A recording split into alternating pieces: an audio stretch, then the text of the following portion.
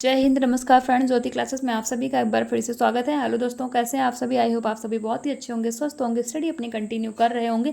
चलते हैं हमारी आज की क्लास की तरफ। जैसा कि आप सभी जानते हैं, हम कर रहे हैं हमारी होम साइंस की सीरीज, जिसमें फ्रेंड्स हम क्लास 6 to 12 तक की बुक को कवर कर रहे हैं, जिसमें अभी तक हमने हमारा क्लास 6 to 9 कंप्लीट कर लिया और हमने स्टार्ट किया हमारा क्लास 10। आई होप आपने हमारी उन सारी वीडियोज़ को देख ली होगी। नहीं देखा है तो प्लेलिस्ट में जाके वहाँ से वीडियोज़ वॉच आउट करके अपने सारे ही कॉन्सेप्ट आप क्लियर कर सकते हैं, क्योंकि हमने हर एक टॉपिक को बहुत ही डिटेल में कवर किया है। और इतने डिटेल में पढ़ने का फ्रेंड्स हमारा एक ही उद्देश्य है कि एक बार आप इस सीरीज़ को देखें, ताकि होम साइंस से रिलेटेड कोई भी डाउट आपके माइंड में ना रह जाए। चाहे आप किसी भी क्लास के लर्नर से, किसी भी कॉम्पिटिटिव एग्जाम की तैयारी कर रहे हैं, या फिर किसी फील्ड में होम साइंस से अपना करियर देख रहे हैं, सभी के लिए सीरीज़ काफ़ी हेल्पफुल होने वाली है। तो प्लीज़ अगर चैनल पर नए आए हैं तो चैनल को सब्सक्राइब करके बेल आइकन प्रेस अवश्य कीजिए, ताकि आप भी हमारी सीरीज़ के साथ जुड़ सकें। और साथ ही साथ फ्रेंड्स अपनी राय भी हमें बताइए, और इस वीडियोज़ को ज़्यादा से ज़्यादा अपने दोस्तों के साथ भी शेयर कीजिए, ताकि वो भी हमारी सीरीज़ का लाभ उठा सके। तो चलिए चलते हैं हमारे आज की क्लास की तरफ। मॉर्निंग में हमारी क्लास हुई थी, जिसमें हमने कुछ क्वेश्चन आंसर्स की प्रैक्टिस किया था, जिसमें हमारा जो गृह गणित था उनसे रिलेटेड हमने कुछ क्वेश्चन आंसर्स की प्रैक्टिस की थी।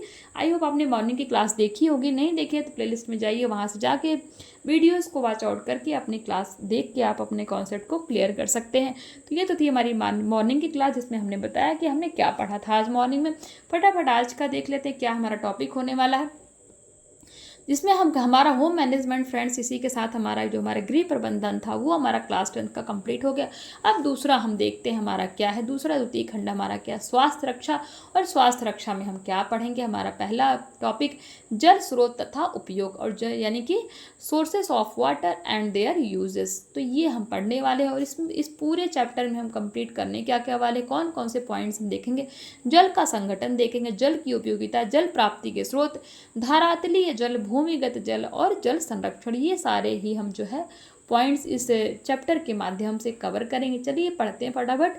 जल मनुष्य के जीवन का अनिवार्य तत्व है, जिसके बिना जीवन संभव नहीं है। संपूर्ण भूमंडल के 3/4 यानी कि 75% भाग में जल विद्यमान है।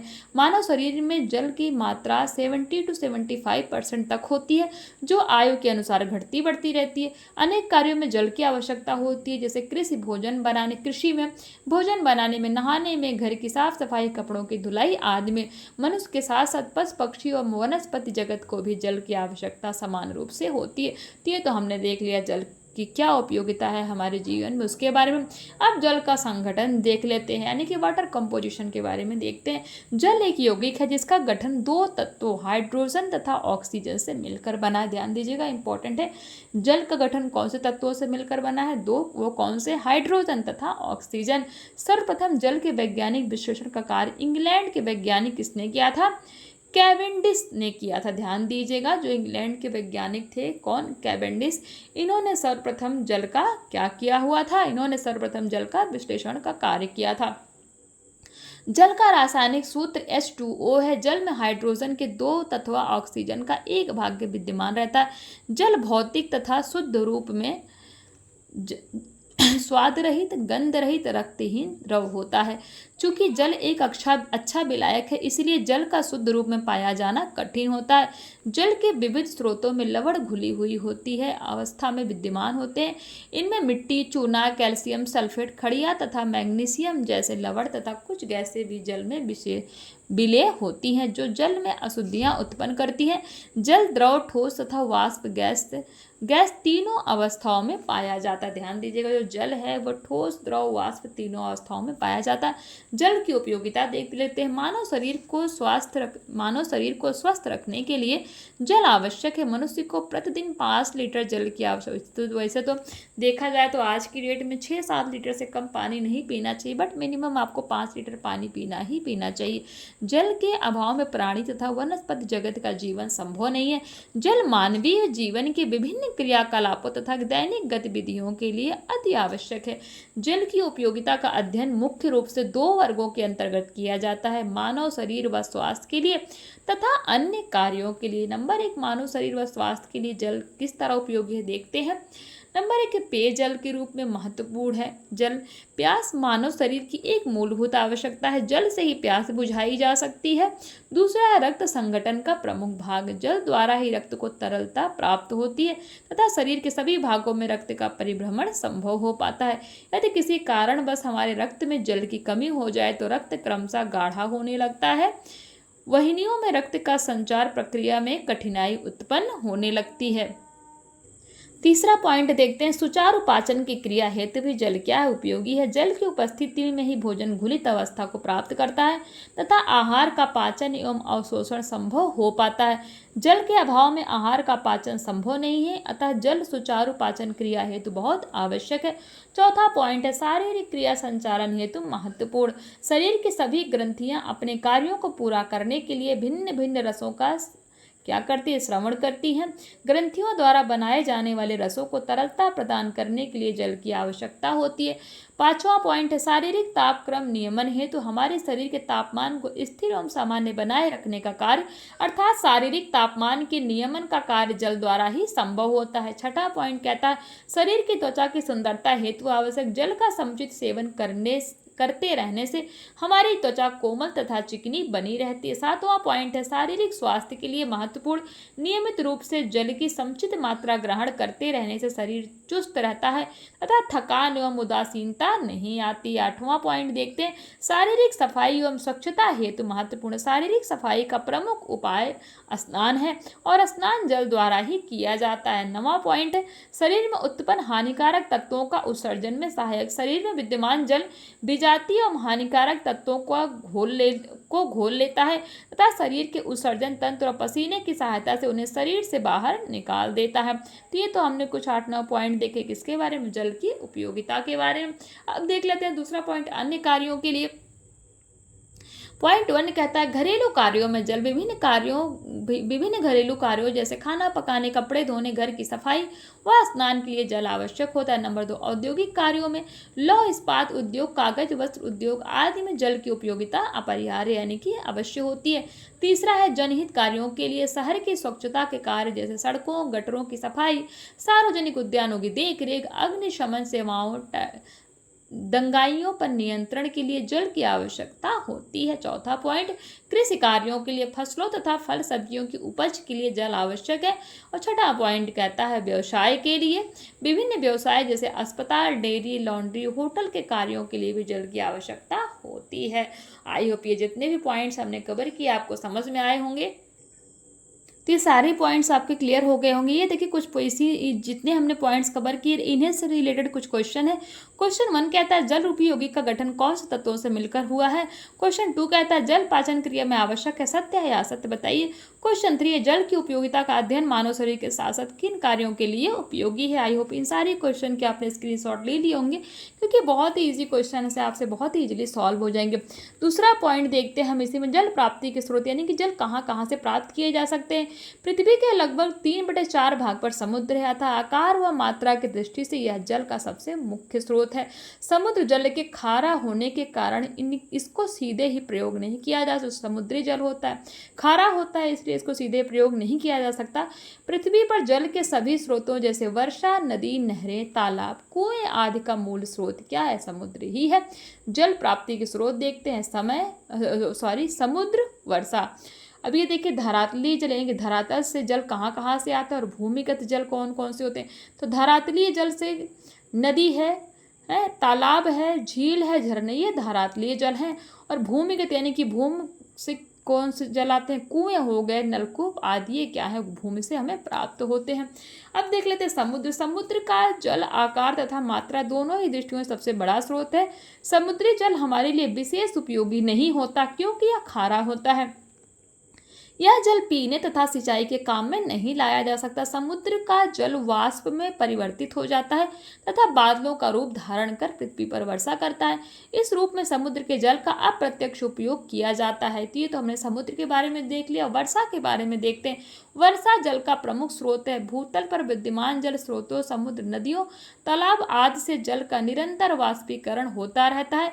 यह वाष्प भी कुछ विशेष परिस्थितियों में संघनित होने पर जल का रूप ग्रहण कर लेती है। यही जल वर्षा के रूप में पृथ्वी पर गिरता है। वर्षा का जल आरंभ में सर्वाधिक शुद्ध जल होता है, लेकिन वायुमंडल में उपस्थित नाइट्रोजन, कार्बन डाइऑक्साइड आदि गैसों तथा धूल कण जल में मिश्रित होकर जल को अशुद्ध करते हैं। नदी, तालाब आदि स्रोतों का मुख्य आधार वर्षा का ही जल है, यानी कि जो नदी तालाब है ये कहाँ, इसमें जल कहाँ से आता है? वर्षा के माध्यम से ही आता है। वर्षा के जल की विभिन्न विशेषताएं देखते हैं। नंबर 1 है, वर्षा के माध्यम से पृथ्वी को जल की बहुत अधिक मात्रा प्राप्त होती है। दूसरा, भूमिगत जल स्रोतों को पुनः संभरित करने में यानी कि भरने में वर्षा का जल मुख्य भूमिका निभाता है। पॉइंट 3 है, वर्षा का जल तालाबों, झीलों आदि के जल का महत्वपूर्ण स्रोत है। वर्षा जल को एकत्र करके कृत्रिम तालाब आदि बनाए जा सकते हैं। पॉइंट 4 है, कृषि कार्य में सिंचाई हेतु वर्षा का जल बहुत महत्वपूर्ण भूमिका निभाता है। पॉइंट 5, वर्षा का जल मृदु होता है, यह खाना पकाने, वस्त्र धोने, स्नान करने आदि के काम आता है। तो ये तो हमने देख लिया वर्षा के जल के बारे में। अब धरातलीय जल में कौन से हमने देखा ना, धरातलीय जल में हमारे नदी, तालाब, झील, झरने इन सब के पानी आते हैं। धरातलीय जल में नदियों के बारे में देखते हैं। नदियां जल प्राप्ति का मुख्य स्रोत है। नदियों के जल का मुख्य स्रोत वर्षा का जल तथा पहाड़ों पर विद्यमान बर्फ के पिघलने से उपलब्ध जल है। हमारे देश में कई ऐसे महानगर हैं जो नदियों के किनारे बसे हैं तथा इनकी जलपूर्ति भी इन नदियों के माध्यम से ही होती है। गाँव में नदियों का जल उपयोग पीने और सिंचाई के कार्यों के लिए होता है। कुछ स्थानों पर विद्युत उत्पादन में भी इसका प्रयोग होता है। अतः नदियों का जल हमारे लिए बहुत ही उपयोगी होता है। नदी के जल की मुख्य विशेषताएं देख लेते हैं। नंबर 1 है, नदियों का जल हल्का और शुद्ध होता है। नंबर 2, नदियों के जल में लवणों का मिश्रण नहीं होता। नंबर 3, नदी का जल निरंतर बहाव वाला होता है तथा सूर्य के प्रकाश के संपर्क में रहता है, अतः इसमें अशुद्धियां कम होती हैं। तो ये तो हमने कुछ विशेषताएं देखी किसके बारे में? नदी के जल की विशेषताओं के बारे में। पारस्परिक रूप से शुद्ध माना जाने वाला नदियों का जल आज के औद्योगिक युग में पर्याप्त प्रदूषित हो चुका है, यानी कि जो नदी का जल है वो भी हमारा क्या हो चुका है? दूषित हो चुका है। नदी के जल की अशुद्धियां निम्नलिखित कारणों से होती हैं, यानी कौन से ऐसे कारण हैं जिससे हमारा नदी का जल अशुद्ध हो गया? नंबर 1 है, महानगरों, कस्बों, शहरों की गंदगी नालों के रूप में नदी में गिरती है, जिससे नदियों का जल अशुद्ध होता जा रहा है। नंबर 2 है, नदियों के आसपास औद्योगिक कारखानों अपने कचरों का निस्तारण नदियों में करते हैं, जिससे नदियों का जल निरंतर अशुद्ध हो रहा है। नंबर 3 है, नदियों के किनारे बसे खेतों में खाद व रासायनिक पदार्थों के मिलने के कारण भी नदियों का जल प्रदूषित हो रहा है। और नंबर 4 है, नदी का जल मुख्य रूप से नदी में मल मूत्र तथा गंदे सीवर के पानी शवों को बहाने, मृत पशु फेंकने तथा कचरा इत्यादि बहाने से प्रदूषित होता है। ये तो हमने 3-4 पॉइंट देखे किसके बारे में, कि नदी जल की अशुद्धियां किस तरह होती हैं। नदी के जल की अशुद्धियों को दूर करने के उपाय अब हम देखते हैं। इसके अतिरिक्त नदी के जल को अशुद्धता को दूर करने के लिए, यानी कि जो नदी का जल है उसके जल की अशुद्धता को दूर करने के लिए क्या उपाय किए जा सकते हैं, देखते हैं। नंबर 1 है, शहर के कचरे तथा गंदगी को नदी में नहीं बहाना चाहिए। नंबर 2 है, शवों तथा उनके अवशेषों को भी नदी में नहीं बहाएं। नंबर 3 है, औद्योगिक कारखानों के कचरे तथा रसायनों को नदी में नहीं डालना चाहिए। नंबर 4, नदियों के जल को मनुष्य सर्वाधिक दूषित करता है, तथा मनुष्य को नदी के जल में कपड़े आदि धोना, नदियों में पशुओं को नहलाना, मल मूत्र त्यागना जैसे कार्य नहीं करना चाहिए। तो ये तो हमने देखा नदी के बारे में कि नदी का जल मतलब क्यों दूषित हो रहा है, उसके दूषित होने के कारण उसकी अशुद्धियों को आप दूर कैसे कर सकते हैं, वो सब पॉइंट्स हमने नदी के बारे में जाने। अब जो तीसरा हमारा धरातलीय जल है, क्या है? तालाब। उसके बारे में देख लेते हैं। वर्षा के जल को तालाबों में एकत्रित किया जाता है। यह भी जल प्राप्ति का एक उत्तम क्या है? स्थिर स्रोत है। तालाब कच्चे तथा पक्के दोनों प्रकार के होते हैं। तालाब जल को संग्रहित यानी कि इकट्ठा करते हैं। इनका तल गहरा होने के कारण इनमें जल एकत्र हो जाता है। दक्षिण भारत में जल के प्रमुख स्रोत के रूप में तालाब का प्रयोग किया जाता है। यहाँ पक्के तालाब होते हैं तथा इन तालाबों का पानी पीने के लिए प्रयोग में लाया जाता है।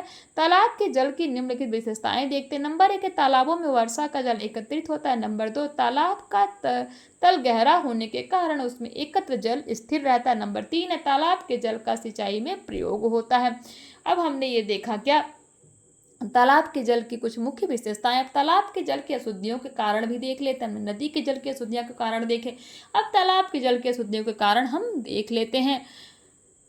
नंबर 1 है बाहरी कूड़ा करकट, धूल मिट्टी घास पत्ते आदि हवा से उड़कर खुले तालाबों में गिरते हैं। ये पदार्थ धीरे धीरे जल में सड़ते रहते हैं, फलतः जल दूषित होता रहता है। नंबर 2 है विभिन्न मानवीय क्रियाओं जैसे स्नान, थूकना, कपड़े धोना आदि से भी तालाब का जल दूषित हो जाता है। नंबर 3 है तालाब जल का स्थिर स्रोत यानी कि एक परमानेंट सोर्स है, अतः यह बहते पानी की तुलना में अधिक दूषित होता है। इसमें कोई जीवाणु तथा अन्य जैविक कारक अधिक सक्रिय होते हैं।